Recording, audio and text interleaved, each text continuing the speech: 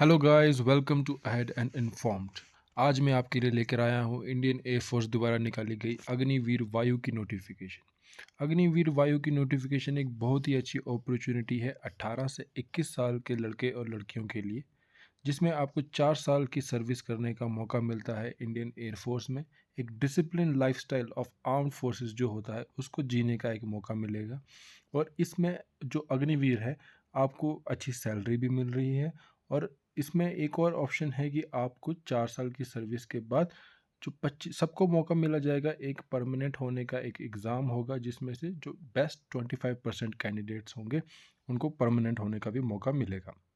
और साथ में जो 4 साल के बाद जो पैकेज वगैरह मिलता है, या जो जिसको सेवा निधि का नाम दिया, जो इकट्ठा पैसा आपको मिल रहा है, उस बारे में भी आपको इस वीडियो में बताऊंगा मैं। तो इस वीडियो में हम लोग डिटेल नोटिफिकेशन को पढ़ेंगे कि इसमें है क्या और कैसे, इसमें क्या क्या एलिजिबिलिटी क्राइटेरिया है, एग्ज़ाम कैसे देना है, और हाइट कितनी होनी चाहिए, इसमें टेस्ट क्या होंगे, इसका पैटर्न क्या होगा, उन सब चीज़ों को हम लोग डिस्कस करेंगे। तो चलिए शुरू करते हैं। सबसे पहले मैं आपको बता दूं, इसमें ऑनलाइन रजिस्ट्रेशन डेट क्या है। इसमें रजिस्ट्रेशन है 17 मार्च से लेकर 31 मार्च तक आप रजिस्टर कर सकते हैं। और ऑनलाइन एग्ज़ाम की डेट है इसमें 20 मई। 20 मई को आपका एग्ज़ाम होगा। ये पूरा फेयर एंड ट्रांसपेरेंट मेथड है, ऑन मेरिट बेस्ड ओनली है। तो इसमें इन्होंने कॉशन भी दिया हुआ है कि यदि कोई आपसे कोई पैसे या कुछ इसमें कुछ चाह मांगे तो आप प्लीज़ इस पर कॉशन बरतें। ओके।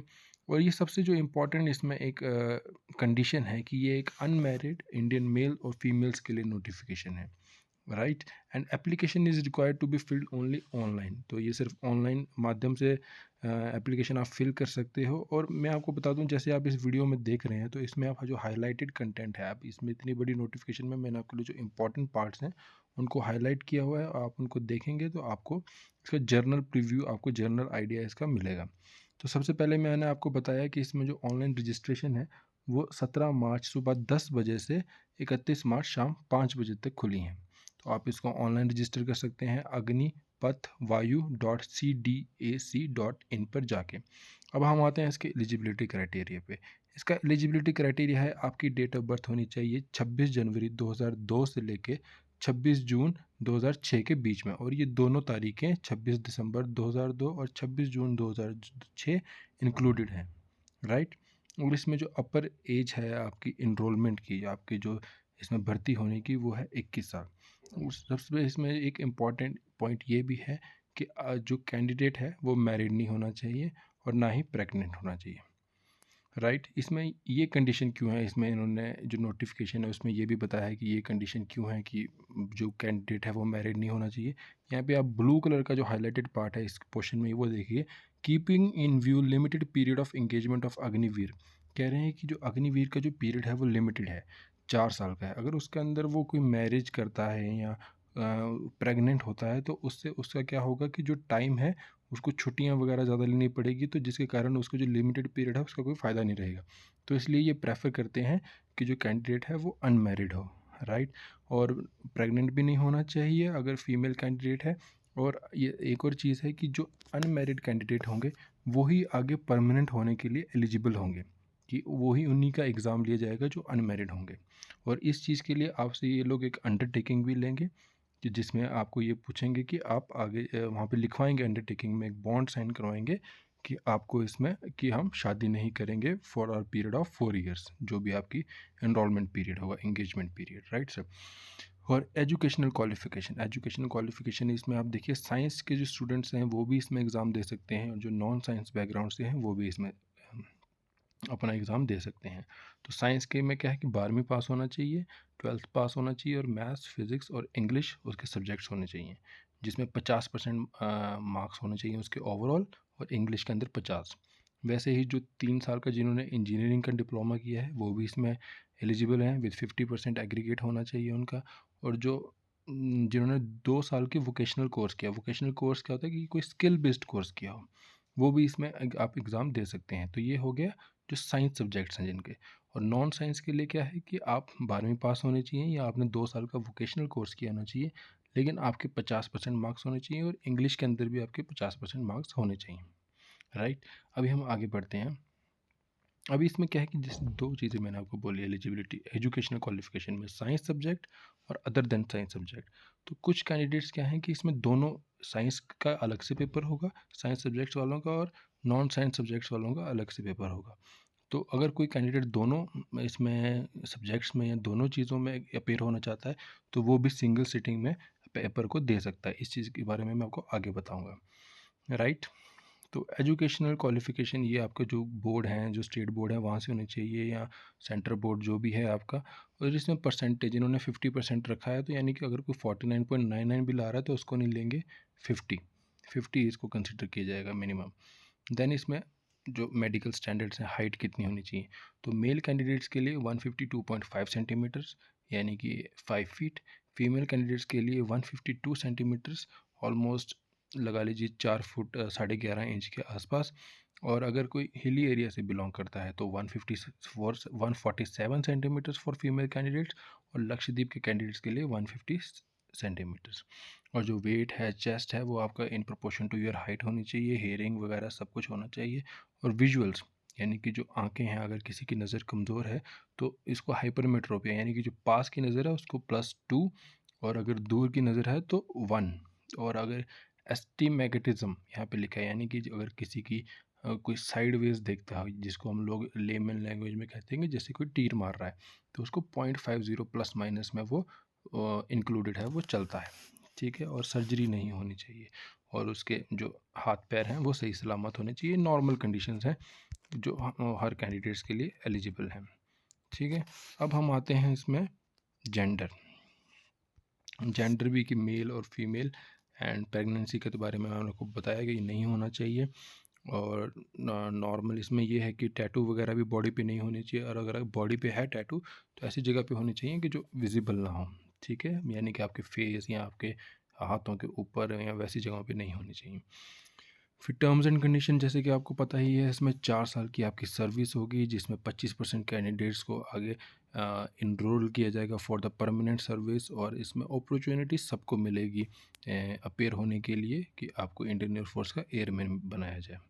ओके, देन ट्रेनिंग आपकी एज़ पर रूल, जैसे जो भी स्टैंडर्ड्स होंगे एयरफोर्स के वो। अब इसमें छुट्टियाँ कितनी मिलेंगी, तो आप देख सकते हैं आपकी साल की 30 दिन की छुट्टी है एज अग्निवीर, जिसमें से सिक लीव आपको मिलेगी ऑन मेडिकल एडवाइस। अगर कोई बीमार होता है तो मेडिकल कागज़ वगैरह देके CSD और मेडिकल फैसिलिटी पूरी आपको दी जाएंगी। पे एंड अलाउंस का आपको देखिए क्राइटेरिया क्या है, नीचे इस टेबल में देखिए। ये नोटिफिकेशन में जो फर्स्ट ईयर जो पहले साल में लगेंगे उनकी सैलरी होगी यहाँ पे 30,000, सेकेंड ईयर में होगी 33,000, थर्ड ईयर में 36,500, फोर्थ ईयर में 40,000। और इसमें से जो इन हैंड है, ये तो आपका पैकेज है, इन हैंड जो आपको अकाउंट में कितनी आएगी, तो 70% आपके अकाउंट में आएगी और 30% आपके कॉर्पस फंड में जाएगी, यानी कि जो आपको 4 साल के बाद जब आप वहाँ से निकलेंगे, डिसएंगेज होंगे, तो वहाँ पे कितने मिलेगा, तो 30% आपको ये उस कॉर्पस में जाएगा। और जितना आप कॉर्पस में डाल रहे हैं, जैसे कि यहाँ पे 30% डाल रहे हैं, ये 30% जाएगा, जो भी इसमें लिमिट है उतना ही गवर्नमेंट भी डाल रही है। तो ये कुल मिला के 4 साल के बाद 10,04,000 रुपये हो जाएंगे, जिसको सेवानिधि पैकेज कहता है, जो आपको 4 साल के बाद मिलेगा। तो यानी आपको सैलरी तो मिल ही रही है, उसके साथ साथ आपको 4 साल के बाद एक लमसम अमाउंट भी मिलेगा, यदि आप वहाँ से निकलना चाहते हैं या आप उसको छोड़ना चाहते हैं, कुछ और बेटर करना चाहते हैं, राइट। उसके बाद इंश्योरेंस वगैरह बेसिक फैसिलिटीज़ हैं, जो 48 लाख का आपका इंश्योरेंस है। आपको उसके पास होने के बाद या डिसएंगेज होने के बाद आपको एक डिटेल स्किल सेट दिया जाएगा कि आपने क्या क्या सीखा वहाँ पे, क्या क्या डिटेल, क्या क्या स्किल आपने एक्वायर करी, ठीक है। अभी अब हम आते हैं एग्जामिनेशन पैटर्न पे। एग्जामिनेशन का ऑनलाइन टेस्ट है, जिसको फ़ेज़ 1 बोल लीजिए। आपको आपसे 3 दिन पहले आपको आपकी ईमेल आईडी पे इसका एडमिट कार्ड आएगा, और एडमिट कार्ड आते ही इसको आपको एग्ज़ाम के लिए जो भी सेंटर आपको दिया होगा वहाँ पे जाना है, एग्ज़ाम देना है।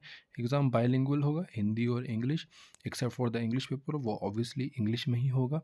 साइंस सब्जेक्ट्स के जो बच्चे होंगे जिन्होंने साइंस सब्जेक्ट्स के ज़रिए वो फॉर्म में भरे हुए हैं, उनको 60 मिनट दिए जाएंगे पेपर देने के, जिसमें सब्जेक्ट होगा English, physics and mathematics, as per 10+2 CBSE syllabus. जो कि 12वीं का CBSE का सिलेबस है, उसके हिसाब से आप इसमें साइंस के पेपर में देंगे। जो नॉन साइंस बैकग्राउंड से हैं उनसे इंग्लिश पूछी जाएगी, और रीजनिंग और जनरल अवेयरनेस। रीजनिंग में आपसे जो बेसिक जनरल रीजनिंग होती है, और जनरल अवेयरनेस में ये कोई करंट अफेयर पूछ सकते हैं, या करंट अफेयर हो सकते हैं, और कुछ भी डेली टॉपिक जैसे साइंस के हो सकते हैं कि कोई छोटे मोटे जो बेसिक क्वेश्चंस होते हैं, राइट। और जो जो बोथ जो साइंस से भी अपेयर होना चाहते हैं और अदर देन साइंस सब्जेक्ट्स दोनों से होना चाहते हैं, उनका 85 मिनट्स का पेपर होगा, जिसमें जो ऊपर वाली सारी चीज़ें इंग्लिश, फिजिक्स, मैथ्स और रीजनिंग उनसे पूछा जाएगा। ओके, तो हम आगे बढ़ते हैं। तो इसमें बोला गया है कि हर एक सही आंसर का 1 मार्क्स और अनअटेम्प्टेड का कोई मार्क्स नहीं मिलेगा, और रॉन्ग आंसर की नेगेटिव मार्किंग है आपकी 0.25 की। तो ये है आपका फेज़ 1। जब आप फेज़ 1 क्लियर कर लेंगे तो आपका जो भी रिजल्ट आएगा उसके बाद आपको फेज़ 2 के लिए बुलाया जाएगा। फेज़ 2 के लिए अलग से एडमिट कार्ड दिया जाएगा। फेज़ 2 में क्या है, बेसिकली आपकी मेडिकल और आपका फिजिकल टेस्ट वगैरह लेंगे, ये लेंगे, लेकिन उससे पहले आपके डॉक्यूमेंट वगैरह वेरीफाई होंगे। तो यहाँ पे एक देखिए, यहाँ पे लिखा है कि under no circumstances candidate will be permitted to appear in phase 2। आप फेज़ 2 में तब तक नहीं अपेयर हो सकते जब तक आपके डॉक्यूमेंट सारे वेरीफाई नहीं होंगे, सारी चीज़ें सही नहीं होंगी, आपका नाम, आपका डेट ऑफ बर्थ सही नहीं होगा। तो इस चीज़ के लिए आपको गाइडेंस है कि आप अपना फॉर्म भरते टाइम इन सब चीज़ों का ध्यान रखें। ओके। एंड फिजिकल टेस्ट में आप देख लीजिए, इसमें जो मेल कैंडिडेट्स हैं उनको 7 मिनट के अंदर 1.6 किलोमीटर यानी कि 1 मील दौड़ना है, और फीमेल कैंडिडेट्स के लिए 8 मिनट में उनको 1 मील दौड़नी है। और इसमें पुशअप्स का क्राइटेरिया है 1 मिनट में 10 पुशअप, 1 मिनट में 10 सेटअप, 1 मिनट में 20 स्क्वाट करने हैं मेल कैंडिडेट्स को, और फीमेल कैंडिडेट्स को 1.5 मिनट के अंदर ये सब चीज़ें करनी है। और फेज़ 3 फिर जैसे ही आपने ये सब कर लिया, फिजिकल टेस्ट वगैरह दे लिए आपने और डॉक्यूमेंट्स वगैरह चेक करा लिए आपने फेज़ 2 शुरू होने से पहले, उसका फेज़ 3 में आ गया आपका मेडिकल। मेडिकल में जो भी आपके एज मेडिकल, जो भी एज आर्मी या एज डिफेंस स्टैंडर्ड्स आपके मेडिकल वगैरह होंगे। और फिर उसके बाद आपकी इनरोलमेंट लिस्ट बनेगी, जो कि उन्होंने डेट दी है कि 1 दिसंबर को इनरोलमेंट लिस्ट आएगी। उससे पहले जो प्रोफेशनल सिलेक्शन लिस्ट है कि कौन कौन बच्चे सिलेक्ट हुए हैं एज़ पर मेरिट, वो आपकी आएगी 20 नवंबर को। और फाइनल जो आपको इनरोलमेंट आएगी कि कौन कौन हमने लिया है, वो आएगा 1 दिसंबर को।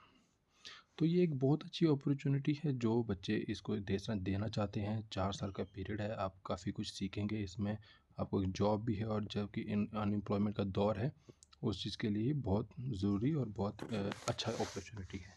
और ऐसा नहीं है कि 4 साल के बाद सब ख़त्म हो जाता है, आपको बहुत अच्छी अपॉर्चुनिटीज़ आगे मिलेंगी, और मीनवाइल आप अगर कुछ अच्छा करना चाहते हैं और इससे बेहतर, तो वो भी कर सकते हैं।